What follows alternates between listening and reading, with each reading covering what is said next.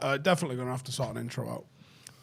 I've already told you that's the intro now. No, it's not the intro. No, I want an intro. No, it is the intro because you do that every single week. I know when I'm pissed off. But you're only pissed off as soon as we air, though. We should do a compilation of all. Yeah, because I forget after it. And then I get back here again and I go, there's no intro in this video. And then I get pissed off again. How about welcome to the XG Files? Welcome to the XG Files. Can I have a fucking video intro? All right. Ask for recommendations. All right. I just saw a comment here. The third one down. I don't even know where to start with this. Our Jolan says, not even a debate. I'm assuming it means this, the centre-back debate. I mean, it is a debate. Not even a debate, but this channel has always been pro-Maguire.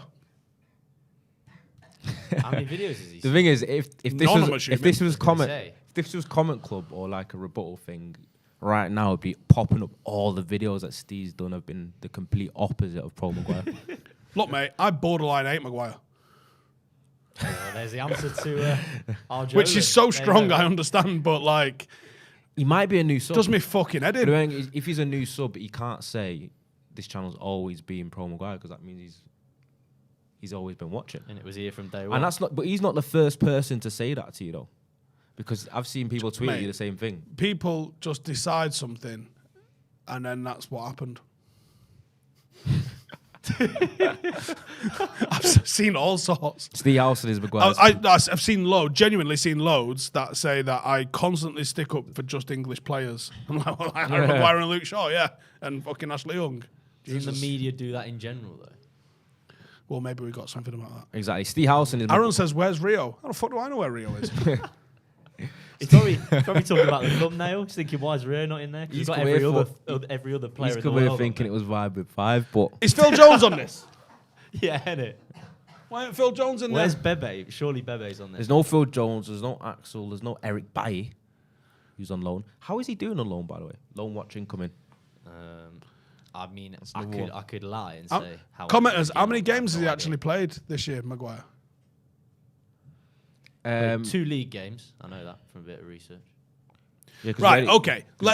We'll do the professional bit now. We've rinsed the comments for a minute, but we'll be coming back to rinse the comments later on. Don't worry about that. With injury doubts over Raphaël Varane, I don't know if it's a doubt. The guy's injured. And obviously issues for Harry Maguire at Manchester United, formerly the club captain. We did see him last night against Sheriff. It was a pretty easy game for him, but he didn't look bad. He looked all right in possession. Still a little bit, I'm going to get into that. Like, Victor Lindelof has come in, deputised quite well, I would say, for Varane. Allegedly, we've still got Axel Tuanzebe, Teden Mengi and Eric Bailly at the club. And even more allegedly, Phil Jones. Bless him. Who I did have a text, actually, or a tweet of someone who said they saw him at Disneyland last week. By the way, that's 100% true. Do you want me to find it so you can put it on screen? I can actually fully imagine Phil Jones, Disneyland, having the time of his life, like looking really, like dead open-eyed and excited. I believe he was with his kids. Not just like gone on his own. in his United tracking with fucking number 4 on it. Like. Dad, were you meant to be at work today? No, but I wouldn't be surprised.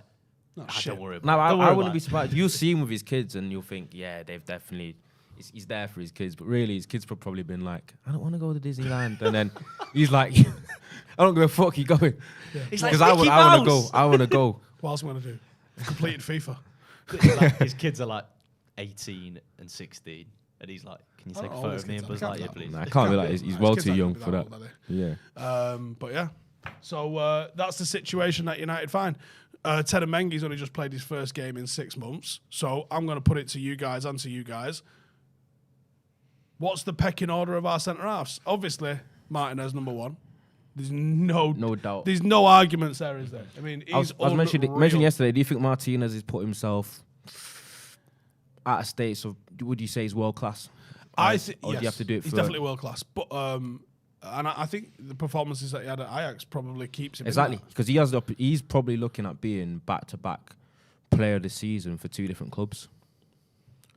And what is actually crazy is something I also mentioned yesterday is United were heavily in for Jury and Timber and not Martinez.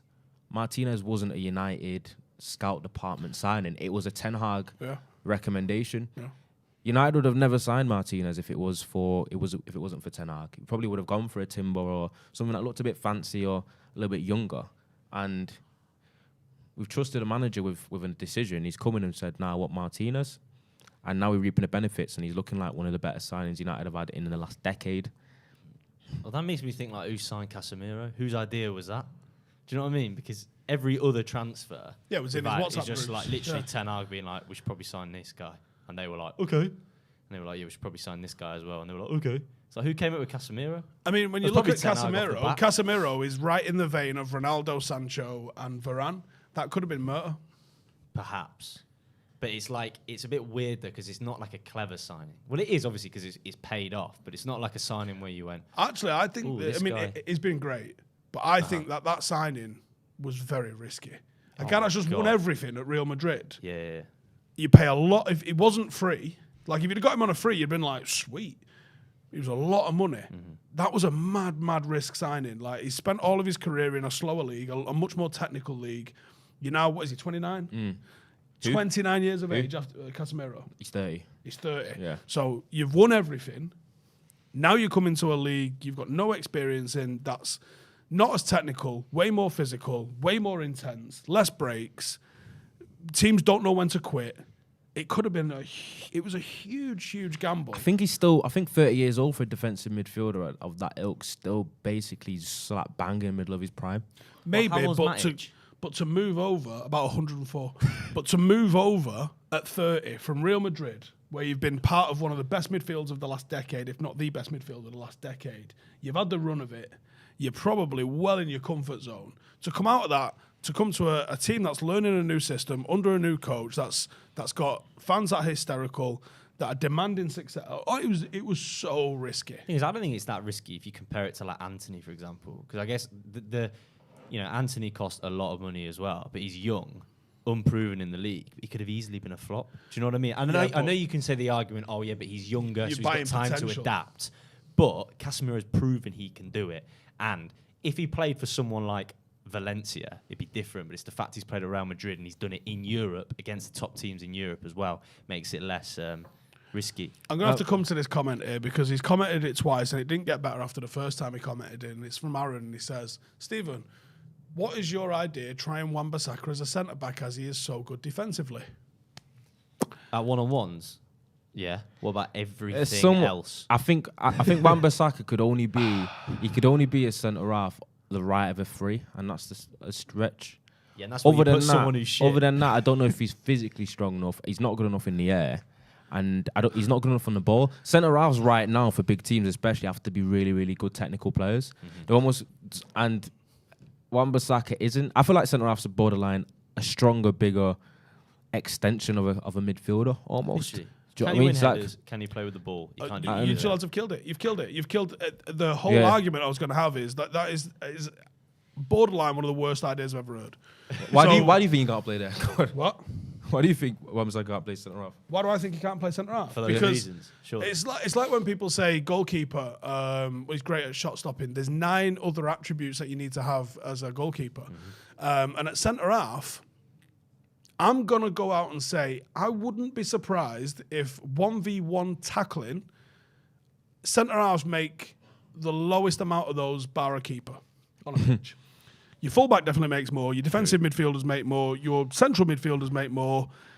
Depending how you set your team up, your wingers and your strikers make more. The centre-half doesn't make tackles. Mm-hmm. The game has completely evolved in that sense. Centre-halves do not make tackles. They make blocks. They make interceptions. They have aerial duels. Centre-halves don't make tackles. Not on the sort of frequency as certainly fullbacks and defensive mids. They're the ones that are going to be making you most tackles. You can't even dribble either, Wan-Bissaka. He can, like Maguire, right? We slate him. But like the one thing that he has shown he can do is he can bring the ball forward a little bit. Wan-Bissaka can't even do that. No, when you look at him, the ball's come from our left across, and he's the far side fullback that's tucked in to try and get on the back of a striker. He has no awareness of where that guy is. Yeah, he defends facing his goal because of that. He defends facing his goal, which is a sin. You know, you've got to be able to turn, get your back to goal, so you can defend. You can't defend a goal facing it.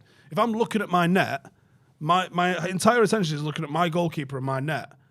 what is the guy doing behind me? He's zigzagging. He's trying to find the gaps. Aaron Meneas said, Stephen, did you know Sergio Ramos was once a right back? You do know that. He was, but... He was, Right, what's your point? Like, Sergio Ramos was also someone that had phenomenal spatial awareness, someone that had a great... Just a great football player. Yeah, and can not head only the ball. was also brilliant in possession. Just because one right back makes... Could you play Trent centre-half? This is your argument, right? Trent's a right back, so why can't he be a good centre half? It's fucking nonsensical, right? Trent would be as good a centre half as Wan-Bissaka. Shite. Like Wan-Bissaka's heading is non-existent. I think the thing that would, defensively. You want him to play out? Well, we know he can't play out in probably one of the easiest positions. Trent has the technical side over him, doesn't he? Oh yeah, yeah. But like, if you want Wan-Bissaka to play out, being a right back. And being a right back in the opposition half, you get loads of time on the ball, and he's awful with that time. At centre half, you get pressed. Centre halves they're one of the players that are under the most, obviously strikers and people trying to create are under a lot more. But being a centre half or a 6, you're one of the most. Look, they're pressed hard, and that is the position you can't be poor in. You've got to be top. I was about to help you with that. I was about to say it's not even just pressure in terms of pressure on the ball. It's also pressure in terms of it's different losing the ball up the pitch than losing the ball there. Yeah, if your striker loses the ball, I don't give a shit. I want my forward free to take risk. I don't care. If you lose the ball in the box, no problem, we get it back, we'll go again. If you lose the ball in your box, come and sit next to me, you utter dickhead. What are you doing? Margin Ferreira is a whole lot. This is what I mean, but I was always going to say, would you rather McTominay centre half? Yeah, he plays centre half because he's played centre half for Scotland, but I don't know if he ever has for United. Yeah, he has in a 3. He'd 100% West Ham away. I think McTominay. Cristiano Ronaldo would be a better centre. McTominay could be used as like an emergency. 2018 West Ham away, left of a 3. Was it left of a 3? He could be emergency centre half, I reckon. Are you worried about how big the drop off is as soon as one of Varane or Martinez gets injured? No, you got Lindelof back. Lindelof, he's still a significant drop. Yeah, but Lindelof's. This is what I was saying because I know I was saying to Dre like, Dre's moved away from defending Maguire a long time ago. How can you? But he also doesn't. He also doesn't like Lindelof. And which is fair. Just gone. Wan-Bissaka's make a good centre half. Yeah. Just tuned in. What? Welcome to the show. For Paddock. Yeah, but Lindelof. I just don't. Lindelof's played well recently. I know, but Lindelof is just one of those players. He plays in patches. We've also seen him play so poor for United, and that's why I think this transfer. Have you seen him play poor alongside Martinez? Pardon? Have you seen him play poor alongside Martinez? No, but so maybe he's getting good been here information one from season. Martinez. But how many times has he played with Martinez this season? So but maybe he's getting good information from Martinez. Perhaps, and maybe that shows that Maguire is significantly worse than Martinez because we saw what happened when they played with each other. Varane looked at the start shaky or shakier with Maguire. That's I was just going to say, like Varane and Martinez now, they're 100% miles ahead of the rest, even Lindelof. I just think it's so important now that the club continue to back the team, back the manager, get another centre half in. Because it's the same issue. It's like Varane's always injured, just like Martial.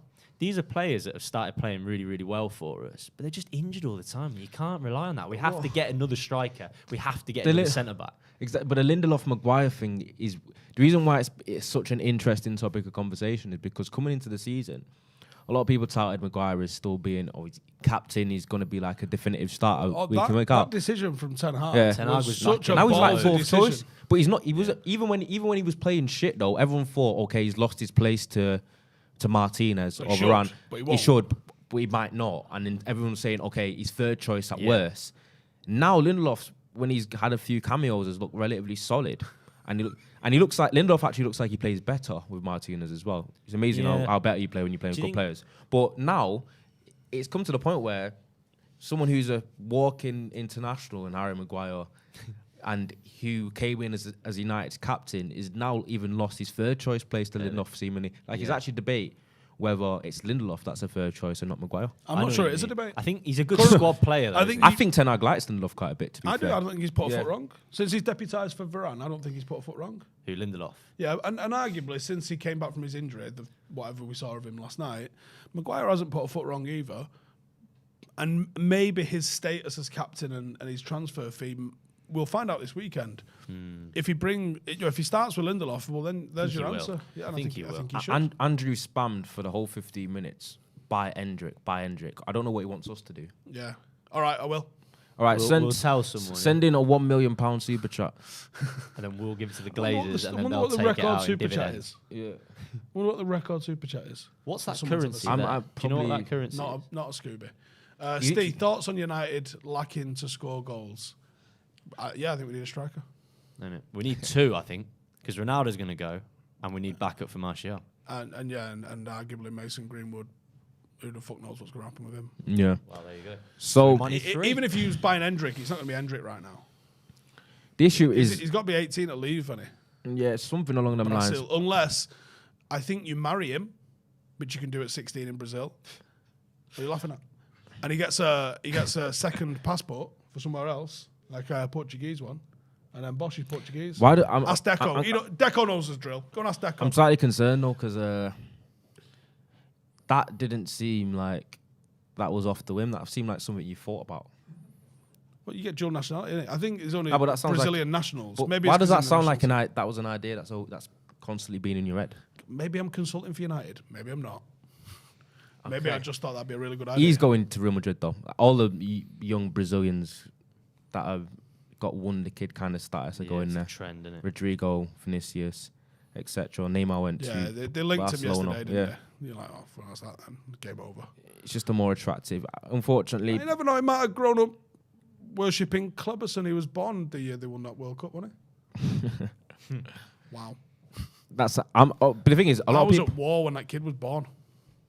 A lot of people have agreed with you though, saying that Wan-Bissaka shouldn't be tried at centre half. I think what should happen with Wan-Bissaka is he should be sold, and we take the money and then we filter it somewhere where we need it, like a striker. I played leisure leagues on Tuesday night against a guy who had a Wan-Bissaka United shirt on, and I said to him, "What are you doing?"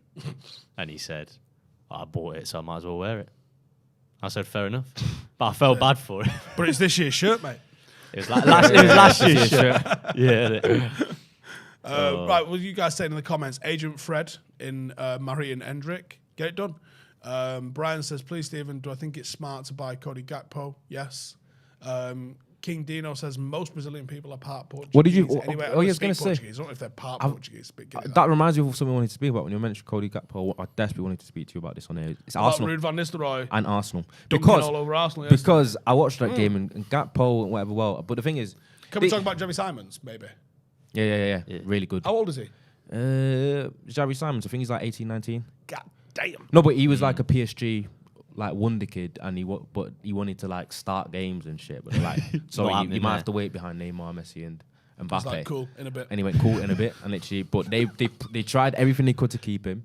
He was like their academy star, and that's at a big club like PSG flying. And now he's gone to Arsenal PSG. were getting near him last night. And now he's a baller. But do they produce many youngsters, PSG?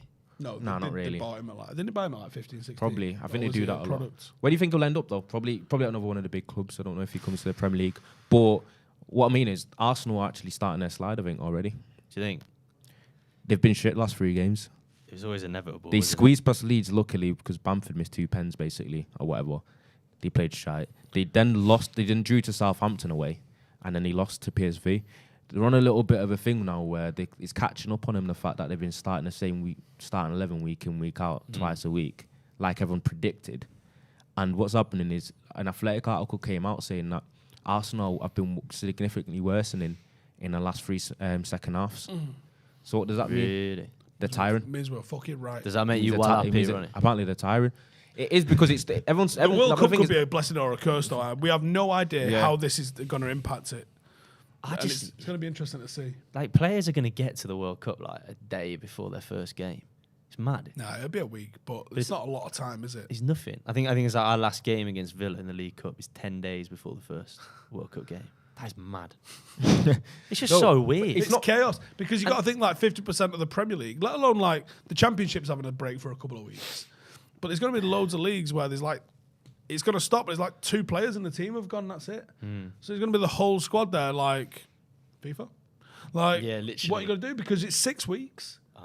Like, I've said it a few times, but I absolutely would do it. If I was in charge of a top flight club that had some players going, let's say United, for example, I would go and get all the lads, because you get tickets. I get all the lads that's left behind, and I say, right, we're going to go and we're going to watch the match together, because I don't think professional footballers get to experience the matches as fans enough. It doesn't happen for them. And you know that, Ashley Young, to his credit, Michael Carrick, to his credit, Rojo, to his credit, they've been in away ends when United have been playing and stuff like that. And I like that. I like that they keep in touch with that sort of stuff. I love that. And I think if you was like, you've got 6 weeks off from United, let's go and spend a week, get a bit of sun on our backs, go and watch the World Cup, support all of the lads that we play with, support Argentina, support Brazil, support England, support Holland, support all of these teams. Yes, you reckon a lot of players will be there like watching? That's what I would do. Yeah. And then I would say, right, we do a couple of weeks of that, maybe 10 days, get the first round or two of games done. Come home. You can stay there if you want, but you're going to have a week off. Chill out. You're going to have a week off. You can either stay in Qatar or you can come home, do what you want to do. If you've got a family, go home. If you've not, stay here and doing whatever. And then give them a week off, because there's only so much running you can do without burning them out. Get them back to Carrington and then start their training. Now, the lads that have been knocked out in the group stage, because there'll be a couple of them probably that play for United that get knocked out in the group stage, you'll lot get 2 weeks off. We'll see you in 2 weeks. The ones that get to the quarters and the semis, you guys are going to have 2 weeks off from then. Mm-hmm. And we're going to work on a game plan for, getting through that Boxing Day game, Forest, innit? Yeah. Without you. Jesus. And give them all a couple of weeks off, because they're going to have a couple of weeks off. Because if you don't have a couple of weeks off, you're going to have played from August to the end of June with a World Cup in the middle. The amount of travel, games, training is insane. Is the World Cup final going to be on a Saturday or a Sunday? If it's on a Saturday in this country, you could go to a non-league game. You could go to a non-league game in the day and then just go watch the World Cup final after. How weird will that be? Yeah, so weird. Ryan said even scared that Haaland gets 6 weeks off. Oh god! To reboot the batteries. He's just gonna eat and that's chill interesting what he's gonna do. Back. Actually, yeah, it is gonna be an interesting one. Have you heard about his diet? No, go on, enlighten me. Apparently he eats all these random organs. He's big on liver. Okay. Basically proper good for you, stuff. Yeah, stuff that really really good super, but that the generic public usually don't eat. I can't remember what the other one was. There was a couple of dodgy ones where I don't really eat liver. I think he eats heart as well. Yeah. Yeah. I'll rate that. And I think people think that's the reason why he's a little bit robotic on the pitch, because he's got a bit of a mad diet. Runs like a fucking melon now, doesn't he? Yeah. Yeah, Danny Ward in the comments there says it is going to be a mini COVID break where we just see so many players able to physically bulk up like we saw with so many players during COVID. Maybe. Emma says, they should keep training and play a good amount of friendlies. That's where you get injured. But you've got 6 weeks off. That first 2 weeks, if you go, right, lads, we're going to keep the intensity high, we're going to play friendlies, you'll go into a tackle 50-50 and you'll pull something and then you're fucked. I think you may, I don't think people can correctly apportion how good the mental aspect of it is. If it feels like a slog, like this season's feeling like a slog, it'll be a slog. Whereas if you go, let's go and relax, go and watch football, go and remember why you play football in the first place, why you enjoy, go and experience tournament football. Like some of the players that aren't going, I can't think off the top of my head who we've got in the squad that's not going to be going, but some of the players that aren't going, McTominay, for example, Scotland aren't going, are they? So, what about if Sancho doesn't go? Could be well, hugely beneficial to him. I very much doubt Sancho's going, that'll be respectfully. I think it'll be hugely beneficial to him. Because I think the debates are going to be whether Rashford goes as well. But I think Maguire and Shaw are dead sets. Obviously, Maguire's Southgate's boyfriend, and then you've got Luke Shaw, who's played better. I was speaking about this earlier with Chris. Do you think it's mad, though, the Maguire thing with Southgate? The way, he mentioned the form thing, but then it was a period where Maguire was shy and then didn't play for weeks and weeks, and he was first name on the team sheet for England. I think there's a very simple explanation for that. Gareth Southgate is a professional fucking widge. Is that why you can't wait until the announcement to bold about? And England's centre backs are pretty shit overall. No, you've got better players than Maguire though. Not Mings, obviously, but in relation to the rest of the team. Yeah, he's fucking shit. he hasn't beaten anyone, Germany aside. He hasn't beaten anybody. So do you think this is it? Do you think England are just going to have an absolute shocker and he's going to get sacked? No, it probably won't be a shocker. It'll be like a limp exit in the quarters. Yeah, I did remember the stats for you, like about his percentage against 25%, top 10 was it lower, ranking 20%? teams compared to the rest. Top 15, shite. Top 15, a lot of stats had him. I think he had like a 25% win rate against top 15 national teams, but then against others, he's like 80-something%. That's the problem. Is like, if you try and judge a manager's record at international football, it's whatever it is. But you got to remember, you're judging that against someone who maybe manages in the Premier League, where like a 50% win rate's a good sort of win rate. 50% of your games as an international manager. Like, how many times do you see England drop like one game in qualifying? Mm-hmm. That's about what they'll drop in. They'll win like 90% of their games in qualifying. So you got to factor in that. And then you got to think, okay, the World Cup groups, generally, 2 solid teams because of seeding, 2 fucking minnows. And then the second round is a gimme.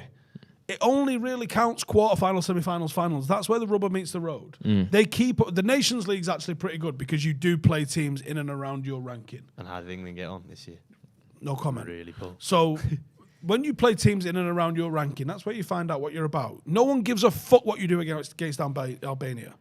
No one gives a fuck what you do against Andorra. It's honestly, it's ridiculous. And people go, "Oh, you should have, you should allow these teams to play each other." Was it this well, why?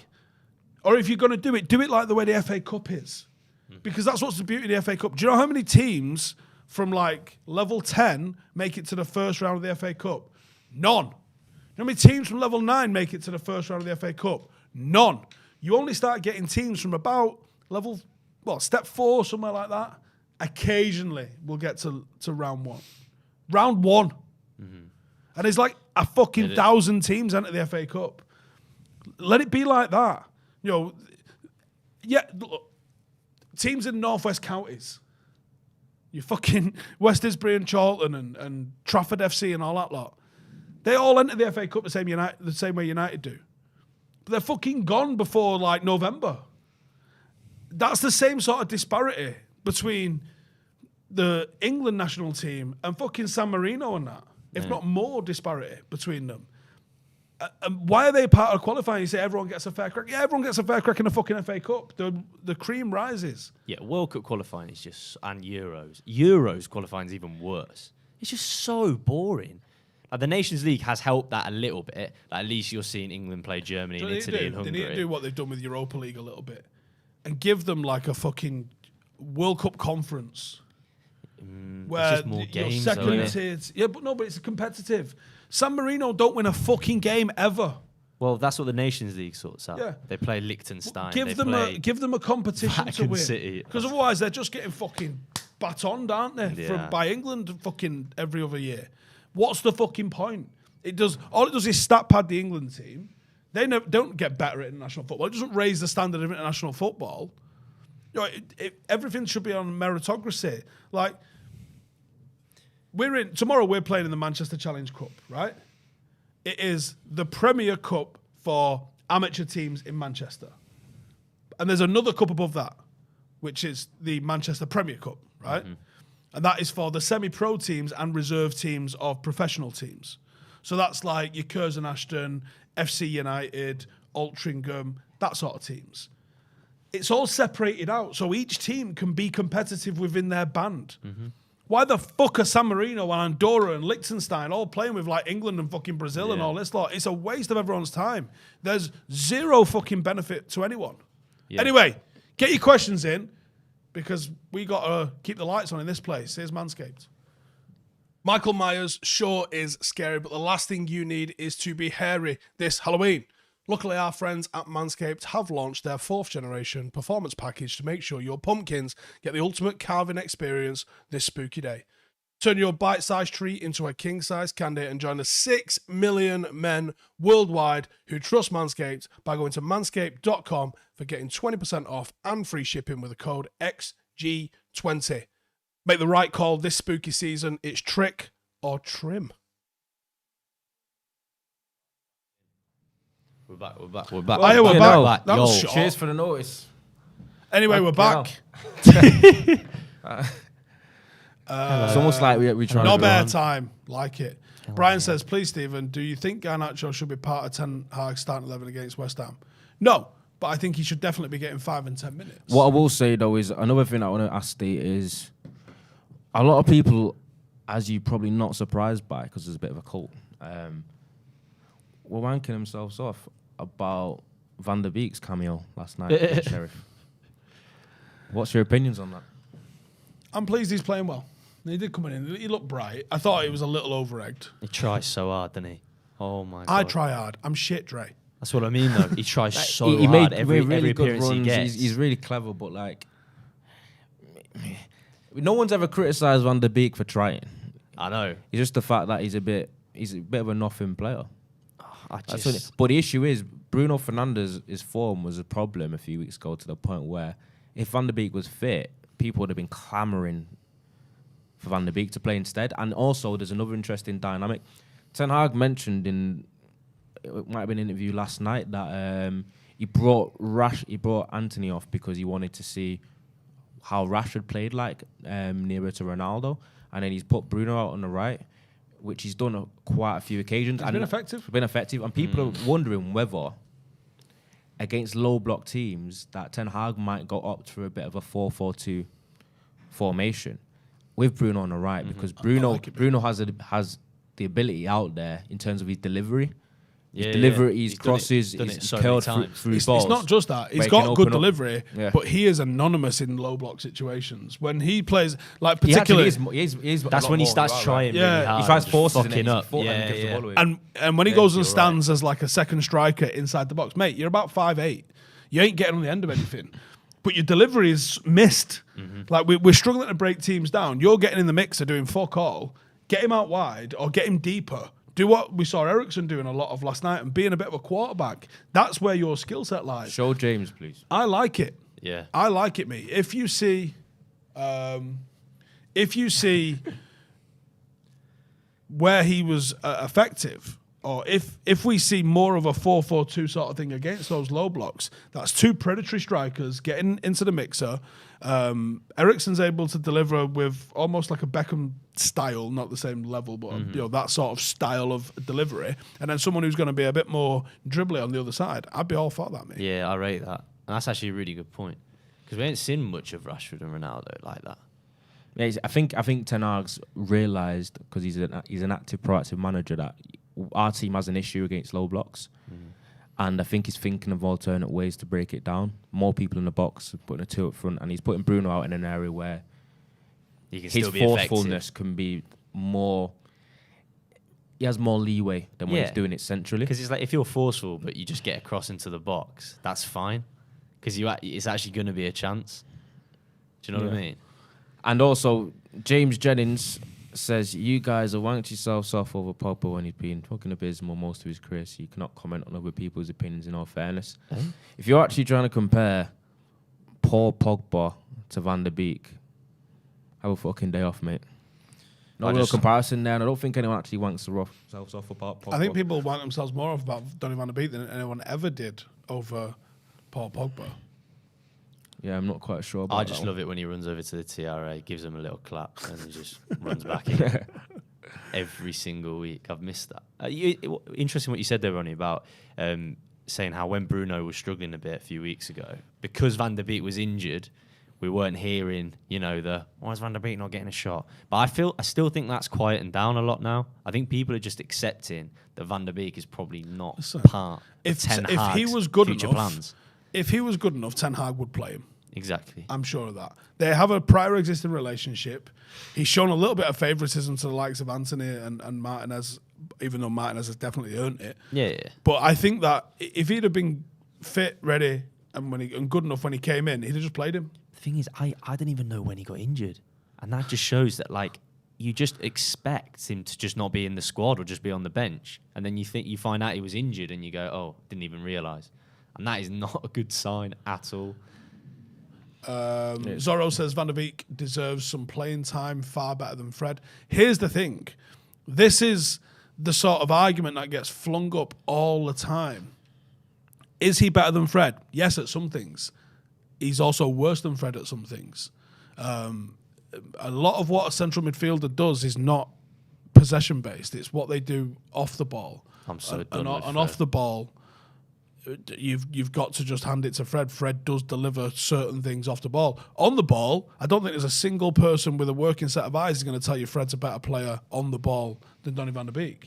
But there's a reason that every manager that's had both of them at their disposal has preferred Fred, because you can't tell me they've not, Chirag makes a good point, though. including this one. Chirag makes a good point. He says, don't forget, Ten Hag was the actual manager who sold him for cheap. But he played That him as is well. interesting. So it's both of those things. He played him, but he also sold him. I think if you're Ajax manager, there's just an acceptance that you're probably going to lose your best player every single season. Did you were you not alarmed at the fact that the whole Van der Beek deal was done in about a day and a half? Yeah, and he was so much cheaper else, than it was Ziyech. literally- He was so much Minus cheaper deal was than done quick. Delict. He was Yeah. so much cheaper than The only one Dion. that dragged was Anthony, really, and that dragged because I think United are shocking at negotiation.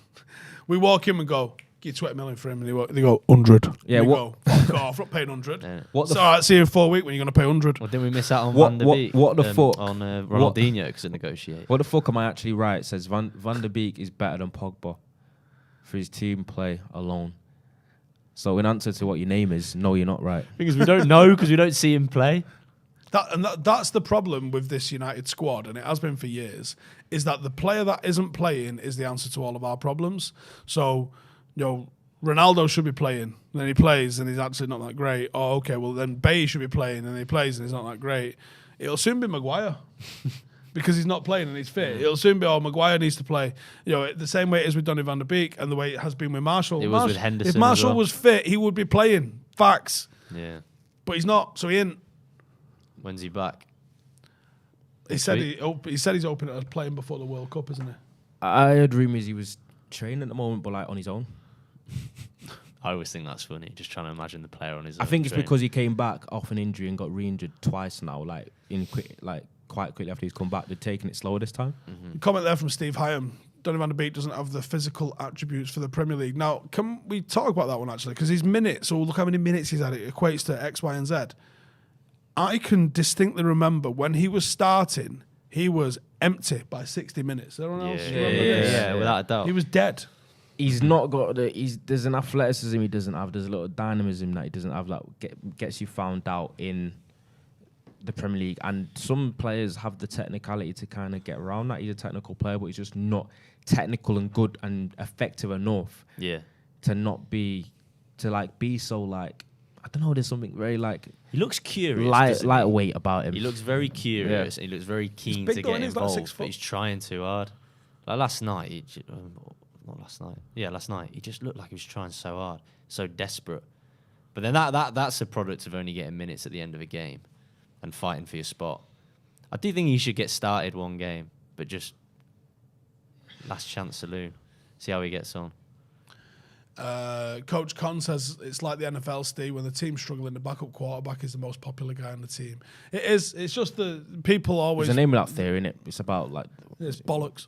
what's the no theory of like when some people always think if something's going wrong somewhere, the person that's not there automatically will be better. Yeah. If it's what about or Yeah. There's like a bit there's of a- always like.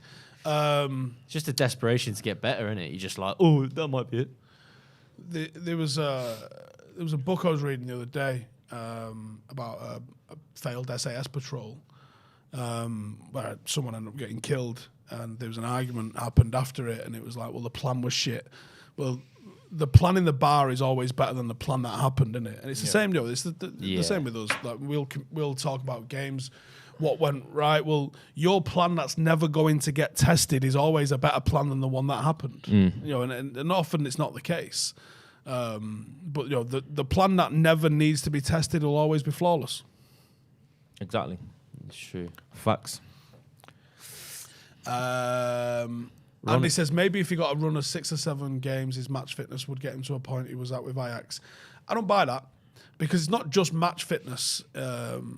Not being able to last beyond 60 minutes is, you've got to look at yourself for that. You've got to walk in and be fit enough for that.